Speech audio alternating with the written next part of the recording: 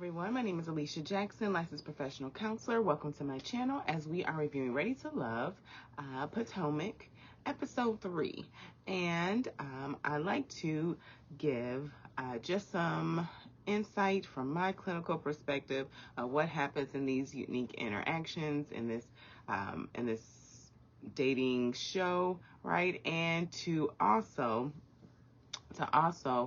help us to learn and create a conversation about dating. So please subscribe to the channel, like the video, comment below about what you see as potentially some key areas or things or factors too that could be contributing to some of these connections that do happen. So let's get into it. Episode 3 starts with the ladies' lounge, and they're in the wine bar. I thought that was cute. So they get to pick the activities. Nephew Tommy lets them know they have to pick the activities that they would like to do to see, if the gentleman that they are interested in maybe could, integrate into their lives, if they have things in common. So they also find out that they have 2 new cast members that are coming aboard. And Dakaya is chosen to meet the newest cast member for the men that come in, named Eric. And Eric is 44. He is a private chef. He said he's worked with the stars, and he's pretty busy with his life as a personal chef, and that has interfered with his dating. So he said that he wants to have the same love that his parents had as they tickle each other still, and it sounded really cute. So he has a good example and a good foundation of what a relationship looks like, so that helps make this thing easier. So we learned that Eric is a PK, a preacher's kid, and he was married at 18. So he was married at 18 for 4 years. So that was really early. I wonder what were the contributing factors to that, moving so fast. I don't know if maybe he became a father early, or if there were some, religious factors. That's what I'm guessing as to why he was married so young. But we learned that they have a lot in common, Dakaya and Eric. He was previously a systems engineer, and we learned Dakaya is a systems engineer for NASA. And she owns her own dance studio. I was like, this woman is impressive. And so I remember the gentleman last lounge saying that they felt like Dakaya was a businesswoman, or she had too much, like she was too much in that boss stage. And I wonder if they're, looking at her success, feeling a little intimidated, potentially, or feeling like she won't be able to be soft and be flexible in the relationship, that because she's a boss in her professional life, that she won't be a partner in a relationship. So that's what I'm picking up potentially. But we also learned that Eric's uncle was battling cancer, and then also that Dakaya is a cancer survivor. We learned that Eric has 2 daughters, 21 and 23, and so they have some nice banter. It seems really nice, and a nice flow. They have a lot of good things in common. We don't see as much of a sexual energy from Dakaya as we have seen in previous dates. So it seems like they're really connecting from a genuine level. He seems to really like her. He said that, "I like you. I want to take you out on a second date." That was just refreshing to see that, like him to say that directly. That was really, really nice to see. So then we meet the next cast member. Clifton meets AP, and AP is 42. She's a holistic life coach, and she talked about being married, for 10 years, and that her husband passed away 5 years ago. We learned that AP has a 9-year-old and a 7-year-old. And then we learned a little bit more about Clifton, that he was married twice. He has a 17-year-old and a 3-year-old, and that he was married twice, and he said that, obviously that didn't work, and that's why I'm here. I want to know more about Clifton. I do. I want to know more about Clifton. Of course, he doesn't have to share that with us, but I want to know what he felt contributed to those relationships. If I were AP, if I were Joy, if I were Dakaya, these are people who have Clifton and even Carmen has Clifton, in their top. I will want to know what Clifton learned from himself in those marriages. And life is a lesson, and sometimes we learn, oftentimes actually, especially in relationships, we learn in the moment about ourselves. A relationship is a direct reflection of you. Your partner is going to share with you how they experience you. You've never experienced you. And so you get to learn more about yourself. And I wonder what Clifton learned. That is what my, what piques my curiosity. And I'm hoping that the ladies do peek into this part of Clifton before they get too deep in with him, in these relationships. So we see that AP said that Clifton reminds her of her brother, but she couldn't keep her mind from going there. And then, of course, that Clifton's pretty focused on Joy. So he said he got friend vibes. So that's that. They met, and, they'll keep moving forward. Group date with Dakaya, Eric, Cornelius, Joy, and Ace. And they did pass and painting. This is a cool activity. I don't know if I'll be able to do it, but it's a cool activity. I get real serious when I'm painting. So the thought of someone else finishing my painting, I'm like, no, I want to finish it. But we learned a little bit more about Cornelius. He had a cat named Pimp, which I thought was hilarious. And he was painting him, and he passed. And Joyce was struggling to be serious with him. Understood. A cat named Pimp in itself is funny. And then the fact that he passed away and that he was painting it, it was all a thing. But it was nice to see a softer side of Cornelius. Ace and Eric had a little connection that started to build. And then we also see where Eric, too, was kind of connecting with Joy as well. Dakaya, she kind of took Cornelius off to the side so they could connect. And we learned, and I thought at first, last episode when he was introduced to us, that he said he was married, but he was not married. He said he's never been married, and that he does want children. And so I know that there are ways for this to happen, and at the same time, I'm curious about what Cornelius' issue is about marriage specifically. He said doesn't really have a lot of faith in the institution of marriage, and at the same time wants children. And he was saying that Dakaya, he could tell, really wants a commitment. And I'm like, well, is the relationship a commitment? Will the relationship and commitment be the same? I'm just wondering what a committed relationship would look like for Cornelius. So, that's something, if you do encounter someone that's maybe in this space that doesn't want marriage specifically, really getting a true definition about what commitment looks like for them, and seeing if their words match, if their actions match their words. So next, we see Sabrina and Paul have a date, and we learned from Last Gentleman's Lounge that Paul really, really likes Sabrina. And so he was sharing a little bit of himself. It was a little softer side. It was great to see this side of Paul. He was talking about the pranks that he pulled on his mother that got him in trouble. He was mischievous, and then he found a way to channel that energy and started building a business for himself as a young person. And Sabrina is saying that she actually wanted someone to provide a balance for her, as she is a goer. She's a workaholic. It sounds like, as she's wanting someone to help her in her own journey to just be calm and be in the present and not have to do and be active and working all the time. And so she felt that Paul would actually be more of a business partner than a relationship partner. She did let him know, that she is getting a friend vibe or a mentor vibe from him, and that he's a great guy, and to get to know some of the other women, because they may feel different about him. So I know Paul was really hurt by that, and you could tell in the look of his face that he was. So I'm hoping that he's able, to take care of himself. But it was great to see how Sabrina was direct in the language that she used with him, and at the same time was not mean about it. So that was really great to see. So then we see another group date, which really didn't give me much in regards to to get to know them a little bit more. So AP, Laverne, Demetrius, Paul, and Joy, they all go bowling. And so it was cute to see Joy just reach up and hug AP like that, to see like the love between two women, who are potentially like competing against each other.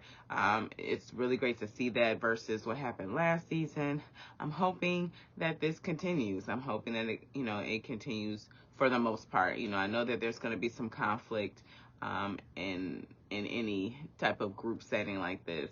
And I'm also hoping that it can remain like mature and it doesn't go to a place that is negative, right? So we do see that there's a lot of flirting, and Paul is the expert at bowling, but they are all doing pretty well. And Laverne has a thing about people touching his rear end. He does. He asked Joy to do that, which she said, I will touch your shoulders. How about that? Laverne is very flirty with the ladies, and flirting, I think, is a part of the banter that happens naturally in dating, and at the same time, being intentional with it, I think, is also important, and making sure that that it's not too sexual if that's not what your intent is. Now, if that's your intent, then go right ahead, but you want to make sure that with the flirting you're not sending mixed signals. And so that's what we see with Joy. Like, I'm going to flirt with you, but I'm going to also not be touching your end, because one, I like Clifton, and I want to respect him, as we saw last week in the episode where Carmen was trying to break the physical boundary barrier with him. He also respected Joy. So again, making sure if we're flirting to keep it respectful and making sure your intent is clear. So then we see another group date with Sabrina, Wiley, Tori, Demetrius, and AP. And so they go on a tour to see the memorials and the monuments of DC. And I don't know. I think the fact that it was on a bus made it weird, because of course it's only two people can sit next to each other at a time. It was 5 people. Maybe they should have had 6 people there. Demetrius sitting in the back and just not talking. I wonder what that was about, if he was trying to respect everybody by not doing that, or if he was feeling some type of way. I don't know what was happening there. I don't want to make any assumptions, but it was just a bit awkward, where AP was talking with Wiley, and there's like a 10-year gap. She has a 9-year-old and a 7-year-old. I just don't see like how this is really going to be really feasible, right? It's gonna work. Sabrina is connecting with Tori, and she's liking that connection, but she's also wanting, Demetrius to kind of jump in and have and join in on the conversation, but he doesn't for whatever reason. And so we'll continue to see. We don't still know much about Demetrius, so it's hard to make assumptions about that. So then we see that Clifton and Joy have their first date. And we learned that Clifton is allergic to coconut, but he manages, as he doesn't eat too much of it. And Joy talks about how she was raised by a single father, which was was unique for the 80s for sure. We see more of that now, and that her father passed away. We also learned that Clifton's father passed away when he was 23, so they were really able to connect with their grief journey. It is truly refreshing to talk to somebody who understands an area of you that holds pain, and you can sit with each other and honor and be present with each other. You can say things and the language is shared. So it was really great to see that with them. And Joy was saying, she was being transparent. She's saying, I really seeing, parts of me and you, our personalities are really similar, and I'm really excited about that. And then Clifton turns it sexual, and I was just like, Clifton, I'm noticing. Is this just one note for you? I'm wondering if he's trying to maybe either set the pace for the relationship, or if he's his intent is really to be sexual with Joy. I'm curious about that. Like, that was a moment for him to really connect with her, and to continue to connect with her in a real and genuine way. And maybe there's a part of him, because of his 2 divorces, that is a little hesitant to do so. I think for both of them, to really pay attention to it. Joy is a flirt as well, and so it's something to just keep her ears and eyes open, both of them. as to see who is serious for a relationship, and are they ready, and doing a temperature check to see the level of readiness. Are you really ready? Are you maybe ready to love and experience a relationship, but where do you see this relationship going? And maybe that's something that Joy and Clifton need to have a conversation about. So we see that the ladies debrief, and we find out in the top where, you know, people are feeling some interest. There's Eric, there's Demetrius, there's Clifton, of course, there's Tori. Ace likes Laverne. That was interesting to see. I'm hoping they're talking a lot on the phone, so we don't know much about what their connection looks like. I'm curious to see what it looks like in the open, as they are maybe on a date or so, to see how his banter kind of interacts with her very like peaceful Zen vibe. I'm curious, because Laverne is a lot. And so I'm curious to see how that balances each other. And then we see that Precious is really feeling Paul. And so at the bottom, Wiley is at the bottom, and it doesn't seem like many people are in his age range, really. So that I feel a little, you know, empathy for him in that area. And we learned that Cornelius and Paul are also in the bottom, as they're saying that they get a lot of friend vibes from Cornelius, and Paul can be a little aggressive in his energy when getting to know someone, and not know how to soften back. We did see a little of him being soft with Sabrina, but just Sabrina wasn't interested. So Precious speaks up for Paul, and she's saying that she actually likes his rigid nature. It really helps her, because she's kind of a, you know, more of a go with the flow, and that is something that she needs in her life. And I think that there is a place where opposites do attract, and at the same time, in a long-term relationship, what does happen though, as those opposites are things that attract you to someone, as the relationship continues to unfold, it can be a place of tension in the relationship. So having that ability to be flexible and compromise and soften your energy is super important. It's very important. And so we see that Joy, she meets with Cornelius, and that Precious meets with Paul. And that I felt was really great, that she respected the connection and she took it upon herself to communicate the girls' feedback with him. He was a bit resistant of his feedback, saying, you know, if it's a problem, if the ladies have a problem with me, it's because it's their problem. And I'm like, oh, this is what I was feeling from him. I think it was maybe the first or second episode.